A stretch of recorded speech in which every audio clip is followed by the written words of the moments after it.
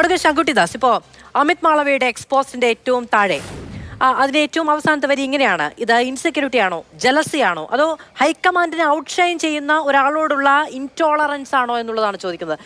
മറ്റുള്ളവർക്കൊന്നും ഈ ഘട്ടത്തിൽ രാഷ്ട്രീയം പാടില്ല, ഞങ്ങൾ കൃത്യമായി രാഷ്ട്രീയം പറയും, അത് എതിരാളികളുടെ പാളയത്തിൽ കൊണ്ടുപോയി പട കൊളുത്തിയിട്ടാണെങ്കിലും രാഷ്ട്രീയം പറയും എന്ന നിലപാട് ഇരട്ടത്താപ്പല്ലേ? നോക്കൂ, അതിലെന്താണ് രാഷ്ട്രീയം പറയുന്നത്? ഒരു സ്വാഭാവികമായിട്ട് ഏത് മനുഷ്യനും ചോദിക്കുന്ന ഒരു ചോദ്യമാണത്. നിങ്ങൾക്കില്ലേ ആ ചോദ്യം? അതായത് പ്രതിനിധി സംഘത്തിലേക്ക് BJP നിർദ്ദേശിച്ചിട്ടുള്ള അംഗങ്ങൾ എന്ന് പറയുന്നത് ശശി തരൂരാണ്, മനീഷ് തിവാരിയാണ്, സൽമാൻ ഖുർഷിദാണ്, അമർ സിംഗ് ആണ്. ഈ 4 പേർക്ക് എന്താണ് പോരായ്മ? പ്രത്യേകിച്ചും ശശി തരൂരിന്റെ കാര്യത്തിലാണല്ലോ കോൺഗ്രസിന് വലിയ അഭിപ്രായ വ്യത്യാസമുള്ളത്. അതായത് ശശി തരൂരിന്റെ പേര് പ്രഖ്യാപിച്ചതിന് ശേഷവും അദ്ദേഹത്തെ അപമാനിക്കുക എന്നുള്ള ഉദ്ദേശത്തോടു കൂടി ജയറാം രമേശ് പത്രസമ്മേളനം വിളിച്ച് ഇദ്ദേഹം ഞങ്ങളുടെ ഒറിജിനൽ ലിസ്റ്റിലുള്ള ആളല്ല, ഞങ്ങൾ നിർദ്ദേശിച്ച 4 പേര് വേറെ ആയിരുന്നു എന്നുകൊണ്ട് 4 പേരുടെ പേര് പിന്നീട് പുറത്തു വിട്ടു. ശരിക്കും അതിന്റെ ആവശ്യം ഉണ്ടായിരുന്നില്ലല്ലോ. ശശി തരൂർ താൻ പോവാൻ സന്നദ്ധനാണെന്ന് അറിയിച്ചു കഴിഞ്ഞ സാഹചര്യത്തിൽ പിന്നീട് പ്രഖ്യാപിക്കേണ്ട ആവശ്യം ഉണ്ടായിരുന്നില്ല. പക്ഷെ കോൺഗ്രസ് വളരെ അസഹിഷ്ണുതയോട് കൂടിയിട്ടാണ്. ഇപ്പൊ നോക്കൂ, കോൺഗ്രസ് സഹയാത്രികനായിട്ടുള്ള മാധ്യമപ്രവർത്തകൻ ഏത് നിലയിലാണ് ശശി തരൂരിനെ പറ്റി പറയുന്നത്? അദ്ദേഹം ചെയ്ത കുറ്റം എന്താണ്? അദ്ദേഹം ചെയ്ത് രാഷ്ട്രീയം മാറ്റി വെച്ചുകൊണ്ട് അദ്ദേഹം രാഷ്ട്രത്തോടൊപ്പം നിൽക്കാൻ തയ്യാറായി. സംഘടനാ രാഷ്ട്രീയമല്ല ഈ വിഷയത്തിൽ ഉയർത്തിപ്പിടിക്കേണ്ടത്, ഇന്ത്യൻ പൗരൻ എന്ന് പറയുന്ന രാഷ്ട്രീയമാണ് ഈ ഘട്ടത്തിൽ ഉയർത്തിപ്പിടിക്കേണ്ടത്. എൻ്റെ രാജ്യത്തിനെ ലോകത്തിന് മുമ്പിൽ പ്രതിനിധീകരിക്കേണ്ട ഒരു അവസരമാണ്. എൻ്റെ ഗവൺമെന്റ് എന്നോട് അങ്ങനെ ഒരു ഉത്തരവാദിത്വം നിർവഹിക്കാൻ പറഞ്ഞിരിക്കുകയാണ്. ഞാൻ ആ ഉത്തരവാദിത്തത്തിൽ നിന്ന് ഓടി ഒളിക്കില്ല, ഞാൻ ആദ്യം ആ ഉത്തരവാദിത്വം നിർവഹിക്കൂ എന്ന് അദ്ദേഹം പറഞ്ഞതിന് എന്തിനാണ് അങ്ങനെയാണെങ്കിൽ നിങ്ങൾ ആദ്യം രാജിവെക്കൂ, നിങ്ങൾ ആദ്യം പോയിട്ട് വേറെ പാർട്ടിയിൽ ചേരൂ എന്നൊക്കെ പറയാൻ മാത്രം നിങ്ങൾക്ക് അദ്ദേഹത്തോട് വിരോധം തോന്നുന്നത് എന്തുകൊണ്ടാണ് എന്നുള്ളതാണ് എൻ്റെ ആദ്യത്തെ ചോദ്യം. രണ്ടാമത്തെ കാര്യം, അദ്ദേഹം NIA എന്തുകൊണ്ട് അന്വേഷിക്കുന്നില്ല എന്ന് പറഞ്ഞു. നോക്കൂ, ഒന്നാമത്തെ കാര്യം, അദ്ദേഹം തന്നെ പറഞ്ഞതുപോലെ അദ്ദേഹത്തിന് ഗൗരവ് ഗൊഗോയിനെ പറ്റിയിട്ടും നാസർ ഹുസൈനെ പറ്റിയിട്ടും ഒന്നും വേണ്ടത്ര അറിയാത്തതിൻ്റെ ഒരു പ്രശ്നം അദ്ദേഹത്തിൻ്റെ വാക്കുകളിൽ ഉണ്ടായിരുന്നു. കാരണം അദ്ദേഹം പാകിസ്ഥാനിലേക്ക് 90 ആളുകളെ കയറ്റി അയച്ചു എന്നല്ല പറഞ്ഞത്. അദ്ദേഹം പാകിസ്ഥാനിൽ പോയി 15 ദിവസം താമസിക്കുകയും അതിൽ 7 ദിവസം അദ്ദേഹത്തിൻ്റെ ഭാര്യയായിട്ടുള്ള എലിസബത്ത് കോൾബോൺ എന്ന് പറയുന്ന പാകിസ്ഥാനിലെ NGOയുടെ ഉദ്യോഗസ്ഥയായിരുന്ന, പാകിസ്ഥാനിൽ നിന്ന് ശമ്പളം പറ്റിയിരുന്ന സ്ത്രീ അദ്ദേഹത്തോടൊപ്പം ഉണ്ടായിരുന്നു എന്നും അദ്ദേഹം മടങ്ങി വന്നതിന് ശേഷം പാകിസ്ഥാൻ എംബസി കണ്ടക്ട് ചെയ്തിട്ടുള്ള ഒരു പ്രോഗ്രാമിലേക്ക് 90 ഇന്ത്യൻ യുവാക്കളെ എൻറോൾ ചെയ്തു എന്നുള്ളതുമാണ്. ഇത് NIAക്ക് അന്വേഷിക്കാവുന്ന ഒരു കുറ്റമല്ല. പാകിസ്ഥാൻ എംബസിയിൽ നടന്നിട്ടുള്ള ഒരു പ്രോഗ്രാമിൽ യുവാക്കൾ പങ്കെടുക്കുന്നു എന്ന് പറയുന്നത്. പക്ഷെ നേരെ തിരിച്ച് അവിടെ ആരോപിക്കപ്പെടുന്നത് എന്താണ്? കോൺഫ്ലിക്റ്റ് ഓഫ് ഇൻട്രസ്റ്റ് ആണ്. NIA എന്തുകൊണ്ട് കേസ് എടുക്കുന്നില്ല എന്ന് ചോദിക്കുന്നതിനേക്കാൾ എളുപ്പമുള്ള ചോദ്യം ഞാൻ ചോദിക്കട്ടെ, എന്തുകൊണ്ട് അത് തെറ്റായിട്ടുള്ള ആരോപണമാണെങ്കിൽ തനിക്കെതിരെ ഇത്രയും ഗൗരവമായിട്ടുള്ള ഒരു ആരോപണം ഉന്നയിച്ച ആൾക്കെതിരെ ഒരു നിയമ നടപടി സ്വീകരിക്കാൻ ഈ പറയുന്ന ഗൗരവ് ഗൊഗോയ് എന്തുകൊണ്ട് തയ്യാറാവുന്നില്ല? അദ്ദേഹം എന്തുകൊണ്ട് ഒരു വക്കീൽ നോട്ടീസ് പോലും അയക്കാൻ തയ്യാറായിട്ടില്ല? അപ്പോൾ അദ്ദേഹത്തിന് ആ കാര്യത്തിൽ ഡിഫെൻഡ് ചെയ്യാൻ കഴിയാത്ത അത്രയും പ്രതിരോധത്തിൽ നിൽക്കുകയാണ് എന്നുള്ളത് നമ്മുടെ മുന്നിലുള്ള കാര്യമാണ്. NIA അന്വേഷണം നടത്തുന്നുണ്ടോ, റോയോ മിലിറ്ററി ഇന്റലിജൻസോ അതുമായിട്ട് അന്വേഷണം നടത്തുന്നുണ്ടോ എന്ന് അറിയില്ല. അന്വേഷണം നടക്കുന്നുണ്ടെങ്കിൽ അതിൻ്റെ സ്വാഭാവികമായിട്ടുള്ളൊരു പ്രത്യാഘാതം ഭാവിയിൽ ഉണ്ടാവും. പക്ഷെ അത് വരുന്നത് വരെ രാജ്യം അയക്കുന്ന പ്രതിനിധി സംഘത്തിലൊക്കെ അദ്ദേഹത്തെ ഉൾപ്പെടുത്തിയേ പറ്റുമെന്ന് പറയാൻ പറ്റുമോ? ഇങ്ങനത്തെ ഒരു സംശയത്തിന്റെ നിലയിൽ നിൽക്കുന്ന ആളായതുകൊണ്ട് സ്വാഭാവികമായിട്ട് ഒരു അന്താരാഷ്ട്ര രീതികളെക്കുറിച്ചോ അദ്ദേഹത്തിന്റെ രാഷ്ട്രീയത്തെക്കുറിച്ചോ രാജ്യസ്നേഹത്തെക്കുറിച്ചോ സംശയമില്ല. സംശയമുള്ളത് ഹിമന്ത ബിശ്വ ശർമ്മയ്ക്കാണ്. ഹിമന്ത ബിശ്വ ശർമ്മ വായിൽ തോന്നുന്നതെല്ലാം വിളിച്ചു പറഞ്ഞാൽ ഉടനെ ഡിഫമേഷൻ കൊടുത്തിരിക്കണം എന്ന് നിർബന്ധമുണ്ടോ? ഒരാൾ എന്തൊക്കെയോ വിളിച്ചു പറയുക, നിങ്ങൾക്ക് ഇന്ന അത്ര ഇടപാടുകളുണ്ട്, ദുരൂഹമാണെന്ന് തുടർച്ചയായി വിളിച്ചു പറയുക, അത് അദ്ദേഹം ശ്രദ്ധിക്കുന്നില്ല എങ്കിലോ, അദ്ദേഹം അതിനനുസരിച്ചുള്ള വില കൊടുക്കാൻ തയ്യാറല്ല എങ്കിലോ? നോക്കൂ, ഒരു സംസ്ഥാനത്തിന്റെ മുഖ്യമന്ത്രി പത്രസമ്മേളനം വിളിച്ചിട്ട് ഒരാളെ പറ്റിയിട്ട് ഇങ്ങനെ ഒരു ഗൗരവമായിട്ടുള്ള ആരോപണം ഉന്നയിച്ചിട്ട് അത് വായി തോന്നിയ ആരോപണമാണെന്ന് നിങ്ങൾ എന്ത് അടിസ്ഥാനത്തിലാണ് വിധി പറഞ്ഞതെന്ന് എനിക്കറിയില്ല. നിങ്ങൾ അതുമായി ബന്ധപ്പെട്ട രേഖകളും തെളിവുകളൊക്കെ പരിശോധിച്ചിട്ട് ഏതെങ്കിലും ഒരു അന്വേഷണ സംഘത്തിന് കൈമാറിയിട്ടുണ്ടോ?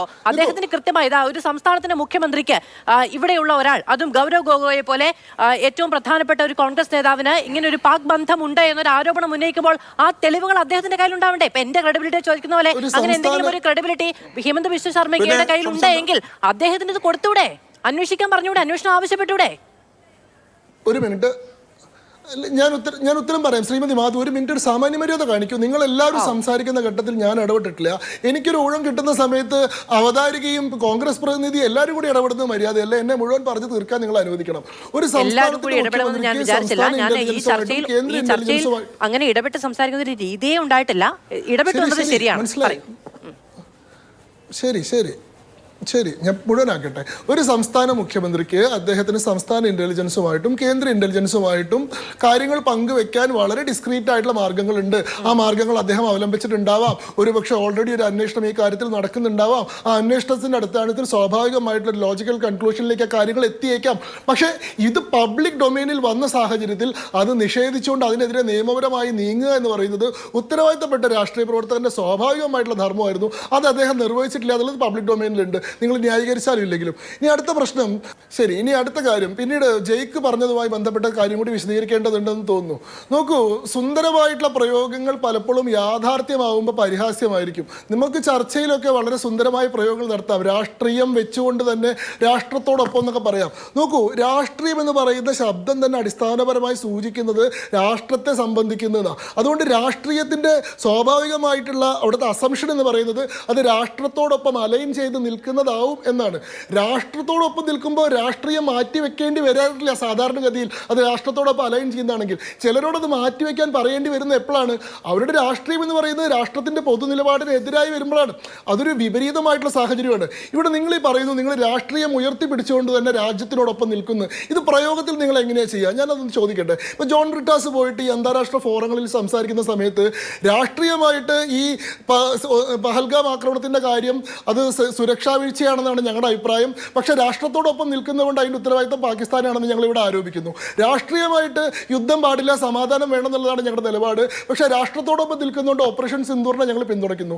രാഷ്ട്രീയമായിട്ട് ഈ കാര്യം ആദ്യം പാർലമെന്റ് സമ്മേളനം വിളിച്ച് വിശദീകരിച്ചതിന് ശേഷം മതി അന്താരാഷ്ട്ര യാത്രകൾ എന്നാണ് ഞങ്ങളുടെ നിലപാട്, പക്ഷേ രാഷ്ട്രത്തോടൊപ്പം നിൽക്കുന്നതുകൊണ്ട് തൽക്കാലം ഈ യോഗത്തിൽ ഞങ്ങൾ സംബന്ധിക്കുന്നു. ഇങ്ങനെയാണോ നിങ്ങൾ പറയുക? നോക്കൂ, നിങ്ങളുടെ രാഷ്ട്രീയം രാഷ്ട്രത്തോടൊപ്പം നിൽക്കുന്നതായിരുന്നെങ്കിൽ നിങ്ങളോട് രാഷ്ട്രീയം മാറ്റിവെക്കാൻ പറയേണ്ടി വരുമായിരുന്നില്ല, അത് സ്വാഭാവികമായി തന്നെ അങ്ങനെ പോകുമായിരുന്നു. ദൗർഭാഗ്യവശാൽ നിങ്ങളുടെ ഈ വിഷയത്തിലുള്ള രാഷ്ട്രീയ നിലപാടുകൾ രാഷ്ട്രം മുന്നോട്ട് വയ്ക്കുന്ന ആദർശങ്ങൾക്ക് എതിരായി വരുന്നത് കൊണ്ടാണ് അത് മാറ്റിവെക്കണമെന്ന് ആവശ്യപ്പെടേണ്ടി വരുന്നത്. എല്ലാവരോടും അത് പറയേണ്ടി വരാറില്ല. ഇനി ശരത് പവാറിനെ പോലെയുള്ള പ്രതിപക്ഷ പാർട്ടിയുടെ നേതാക്കന്മാർ തന്നെ നിങ്ങളുടെ രാഷ്ട്രീയം മാറ്റിവെച്ചിട്ട് ഈ ഡെലഗേഷനിൽ പങ്കാളിയാകണമെന്നാണോ കേന്ദ്ര സർക്കാർ ആവശ്യപ്പെട്ടത്? അങ്ങനെ ആവശ്യപ്പെടേണ്ടി വരുന്നത് എന്ന് ശങ്കുട്ടിദാസ് ഇടയ്ക്കിടെ ചോദിച്ചതാണ്. നിങ്ങളുടെ രാഷ്ട്രീയം മാറ്റിവെച്ചിട്ട് ഈ ഡെലഗേഷന്റെ ഭാഗമാകണം എന്നാണോ അടക്കമുള്ളവരോട് ആവശ്യപ്പെട്ടത്? CPM-ന്റെയോ കോൺഗ്രസിന്റെയോ JDU-ന്റെയോ NCP-ന്റെയോ രാഷ്ട്രീയ നിലപാട് വിശദീകരിക്കാൻ വേണ്ടിയിട്ടല്ലല്ലോ രാഷ്ട്രം ഒരു പ്രതിനിധി സംഘത്തെ അയക്കുന്നത്. രാജ്യത്തിന്റെ നിലപാട് പറഞ്ഞത് ചില ആളുകളോട് അങ്ങനെ ആവശ്യപ്പെടേണ്ടി വരുന്നത് അവരുടെ രാഷ്ട്രീയ നിലപാട് ഇന്ത്യയുടെ രാജ്യത്തിന്റെ പൊതു രാഷ്ട്രീയ നിലപാടിന് വിരുദ്ധമായി നിൽക്കുന്നത് കൊണ്ടാണ് എന്നാണ്. അങ്ങനെ അവരുടെ രാഷ്ട്രീയ നിലപാട് ഇന്ത്യയുടെ രാജ്യത്തിന്റെ പൊതു താല്പര്യത്തിന് വിരുദ്ധമാണ് എന്ന് കണ്ട് ഈ ഡെലഗേഷന്റെ ഭാഗമാകാൻ നിങ്ങളുടെ രാഷ്ട്രീയം മാറ്റിവെച്ചിട്ട് വരണം എന്നാണോ കേന്ദ്ര സർക്കാർ ആവശ്യപ്പെട്ടത് എന്നുള്ളതാണ്. ശ്രീമതി മാധു, ഇവിടെ ജെയ്ക് സി തോമസ് സംസാരിക്കുമ്പോൾ പറഞ്ഞത് സംഘപരിവാർ പ്രതിനിധി ഉന്നയിച്ചത് കുറെ കാലങ്ങളായിട്ട് പോസ്റ്റ് പഹൽഗാം ഇവർ ഉന്നയിച്ചുകൊണ്ടിരിക്കുന്ന ഒരു വാദമാണ്. ആ വാദം എന്താണ്? രാഷ്ട്രീയം മാറ്റിവെച്ചുകൊണ്ട് രാഷ്ട്രത്തിനൊപ്പം എന്നുള്ളതാണ്. അത് പറയുന്നത് ശരിയല്ല. രാഷ്ട്രീയം ഉയർത്തിപ്പിടിച്ചുകൊണ്ട് തന്നെ രാഷ്ട്രത്തിനൊപ്പം നിൽക്കുമെന്നാണ് അദ്ദേഹം പറഞ്ഞത്. എന്തുകൊണ്ടാണ് അതിനെ ഇത്ര സംശയപരമായി നോക്കിക്കാണുന്നത്? നിങ്ങളുടെ രാഷ്ട്രീയം മാത്രമേ രാഷ്ട്രത്തിനൊപ്പം നിൽക്കുകയുള്ളൂ എന്ന് നിങ്ങൾക്ക് എന്തുകൊണ്ടാണ് അങ്ങനെ തോന്നുന്നത്? നോക്കൂ, ഞാനിവിടെ 3 സന്ദർഭങ്ങൾ, ഈ വിഷയവുമായി ബന്ധപ്പെട്ട 3 സന്ദർഭങ്ങൾ ഞാൻ പറഞ്ഞു. ഇപ്പോൾ നോക്കൂ, ഈ എന്താ പറയുക, പ്രതിനിധി സംഘത്തിലേക്ക് അംഗങ്ങളെ അയക്കാൻ അംഗീകരിച്ചുകൊണ്ട് ജനറൽ സെക്രട്ടറി ആയിട്ടുള്ള MA ബേബി എഴുതിയിട്ടുള്ള ഫേസ്ബുക്ക് പോസ്റ്റ്, ആ ഫേസ്ബുക്ക് പോസ്റ്റിൽ അദ്ദേഹം എന്താ പറയുന്നത്? ആദ്യത്തെ 2 ഖണ്ഡികയിൽ ഉടനീളം കേന്ദ്ര സർക്കാരിനെയും ഈ രാജ്യം ഇതുവരെ സ്വീകരിച്ചിട്ടുള്ള നടപടികളെയും വിമർശിച്ചതിന് ശേഷം ഈ വിയോജിപ്പുകളെല്ലാം നിലനിർത്തിക്കൊണ്ട് ഇതിനോടൊപ്പം പോകാൻ ഞങ്ങൾ സമ്മതിച്ചിരിക്കുന്നു. എന്താ പറയുന്നത്? ആദ്യം പാർലമെന്റ് സമ്മേളനം വിളിക്കണമായിരുന്നു. എന്തുകൊണ്ടാണ് പാർലമെന്റ് സമ്മേളനം ഈ ഘട്ടത്തിൽ വിളിക്കാൻ സാധിക്കാത്തത്? പാർലമെന്റ് സമ്മേളനം ലോകാവസാനം വരെ വിളിക്കില്ല എന്ന് പറയുന്നില്ല. മൺസൂൺ സെഷൻ ജൂലൈ മാസത്തിൽ നടക്കാനിരിക്കുകയാണ്. പക്ഷേ ഈ സമയത്ത് പാർലമെന്റ് സമ്മേളനം വിളിക്കാണ്ടിരിക്കുന്നതിന് പിന്നീട് ദേശീയ താല്പര്യമുണ്ട്. എന്താണ്? ആർമി തന്നെ പറയുന്നത് operation Sindoor still on going എന്നാണ്. ഇപ്പോഴും തുടർന്നുകൊണ്ടിരിക്കുന്ന ഒരു ഓപ്പറേഷനാണ്. ഞാൻ തന്നെ പറഞ്ഞ കാര്യങ്ങളാണ്. പക്ഷേ സീസ്ഫയർ അടക്കമുള്ള കാര്യങ്ങളിലേക്ക് പോകുമ്പോൾ അത് ഒരു സഖ്യകക്ഷികളുമായി ഒന്ന് സംസാരിച്ച് അവരെ ഒന്ന് ഇൻഫോംഡ് ആക്കി അതിനുശേഷം പോവുക എന്നുള്ളതൊക്കെ ഒരു സാമാന്യ മര്യാദയല്ലേ എന്ന് പ്രതിപക്ഷം ചോദിച്ചാൽ അതിനെ കുറ്റം പറയാൻ പറ്റില്ല. പാർലമെന്റ് സമ്മേളനം വിളിക്കണം, ശീതകാല സമ്മേളനം മുഴുവനും കഴിഞ്ഞതിന് ശേഷമേ ഇനി സീസ്ഫയർ പ്രഖ്യാപിക്കാൻ പാടുള്ളൂ എന്നൊന്നും അർത്ഥമില്ല. അങ്ങനെയൊന്നും പറഞ്ഞു കളയല്ലേ. പക്ഷേ ജനങ്ങളെ അറിയിക്കുക അല്ലെങ്കിൽ ജനപ്രതിനിധികളെ ഒന്ന് ഇൻഫോംഡ് ആക്കുക എന്ന് പറയുന്ന ഒന്നും നടക്കാത്ത കാര്യമൊന്നുമല്ല. എന്താണ് ഈ ഒന്ന് ഇൻഫോംഡ് ആക്കുക? എന്ന് പറയുന്നത്? ഇന്ന് പ്രതിപക്ഷ നേതാവായിട്ടുള്ള രാഹുൽ ഗാന്ധി ചോദിച്ചത് ഇന്ത്യയുടെ എത്ര റഫാൽ വിമാനങ്ങൾ വീണിട്ടുണ്ട് അതിന്റെ കണക്ക് വേണം എന്നാണ്. കഴിഞ്ഞ ദിവസം അദ്ദേഹം ചോദിച്ചത് ഇന്ത്യ ഓപ്പറേഷൻ സിന്ദൂർ നടത്തുന്നതിന് മുമ്പ് പാകിസ്ഥാൻ ഇതിന്റെ വിവരം കൊടുത്തിരുന്നോ, അതുമായി ബന്ധപ്പെട്ട വിവരം വേണമെന്നാണ്.